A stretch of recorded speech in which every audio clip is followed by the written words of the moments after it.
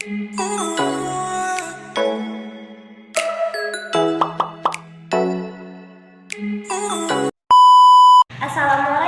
warahmatullahi wabarakatuh. Selamat pagi anak-anak. Apa kabarnya hari ini? Ibu harap semuanya dalam keadaan sehat dan tetap semangat ya. Meskipun kita masih dalam keadaan pembelajaran daring seperti ini. Nah anak-anak, hari ini kita memasuki tema ketiga, subtema ke-1, pembelajaran kedua, yaitu benda di sekitarku. Adapun tujuan dari pembelajaran hari ini sebagai berikut. Siswa mampu menceritakan kembali informasi secara lisan tentang benda di sekitarku yang terbuat dari kayu dengan percaya diri. Siswa mengetahui arti penting musyawarah untuk menyelesaikan musyawarah dengan tepat. Dan yang terakhir, siswa mampu mengetahui teknik dalam melempar dan menangkap bola dengan tepat. Baiklah anak-anak, sebelum kita memulai pembelajaran, seperti biasa ada baiknya kita membaca doa terlebih dahulu. Membaca doa dimulai. Selesai. Amin. Anak-anak, sekarang kita akan membahas benda yang terbuat dari bahan dasar kayu.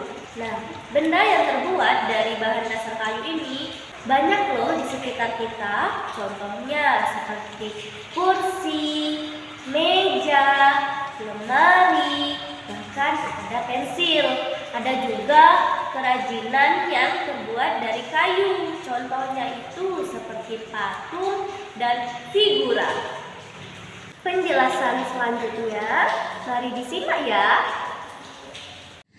Kayu adalah bagian dari pohon. Untuk memperoleh kayu, kita harus menebang pohon, kemudian mengambil bagian batang untuk diolah menjadi berbagai macam benda. Perubahan dari batang kayu menjadi benda-benda tersebut melalui proses yang berbeda-beda. Pertama, batang pohon ditebang. Batang pohon yang telah ditebang disebut kayu gelondongan atau log. Kemudian, log dikirim ke pabrik atau pusat pengergajian. Pengiriman log menggunakan angkutan khusus seperti truk melalui darat atau kapal melalui sungai. Setelah itu, log dipotong-potong sesuai keperluan untuk menghindari jamur dan serangga yang dapat menyerang kayu. Maka, kayu perlu dikeringkan. Cara hanya dengan dijemur, kayu dijemur sekitar 2 hingga 4 minggu. Setelah dijemur, kayu siap diolah sesuai keperluan. Nah, kayu dapat dipilih menjadi bahan dasar benda. Mengapa? Karena kayu mempunyai banyak keunggulan. Keunggulan kayu adalah mudah dibentuk. Beberapa benda yang terbuat dari kayu jati dapat bertahan sampai puluhan, bahkan ratusan tahun. Nah, kelemahan benda berbahan kayu ini tidak tahan api hingga mudah terbakar. Namun, ada beberapa jenis kayu yang mudah terserang rayap atau serangga lainnya. Baiklah anak-anak, agar lebih mudah dan lebih bisa memahami isi teks tadi, mari kita diskusikan bersama-sama. Yang pertama, berapa waktu untuk bisa mengeringkan kayu tadi anak-anak? Ya, betul sekali, 2 sampai 4 minggu. Yang kedua, apa keunggulan benda yang terbuat dari kayu anak-anak? Betul sekali, keunggulan dari bahan dasar kayu ini bisa mudah dibentuk dan tahan lama jika bahan kayunya dari kayu jati. Pertanyaan yang ketiga, apa kelemahan dari bahan dasar kayu ini anak-anak? Ya, betul sekali. Kelemahannya yaitu mudah terbakar dan ada beberapa kayu yang mudah diserang rayap atau serangga lainnya. Perlu kalian ketahui, pengolahan kayu ini memiliki beberapa tahap. Yang pertama yaitu penebangan pohon. Yang kedua yaitu pengiriman log atau kayu. Jadi kayu yang telah dipotong itu diangkut ke atas truk Dan setelah itu ke tahap yang ketiga, yaitu ke tempat pengergajian kayu. Terakhir, kayu tersebut dikeringkan agar tidak mudah dimakan oleh rayap. Sekarang tugas yang harus anak-anak ibu kerjakan yaitu silahkan kalian amati di sekeliling kalian atau di sekitar kalian benda yang terbuat dari bahan dasar kayu serta kalian tuliskan apa kegunaannya. Contohnya seperti lemari. Kegunaannya untuk menyimpan pakaian, menyimpan buku, dan lain-lain. Dan selanjutnya silakan anak-anak kerjakan secara mandiri ya.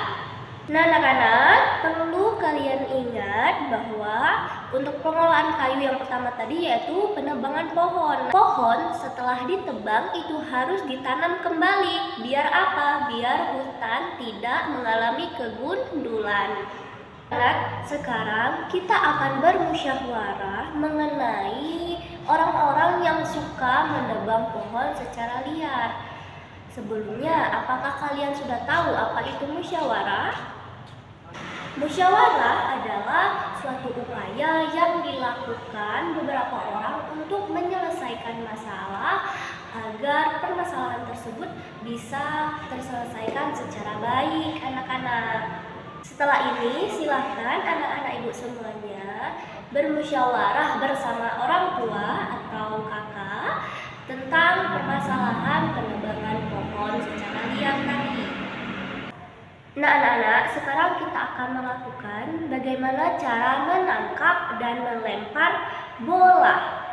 Coba kalian lihat gambar di samping ibu.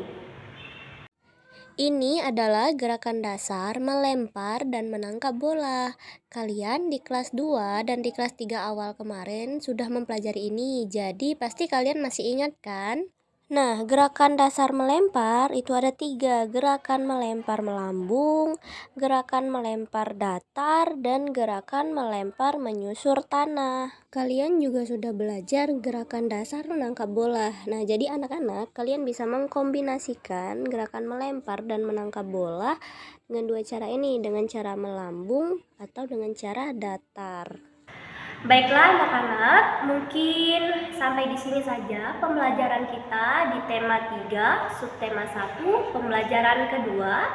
Sampai ketemu di pembelajaran selanjutnya. Terima kasih. Wassalamualaikum warahmatullahi wabarakatuh.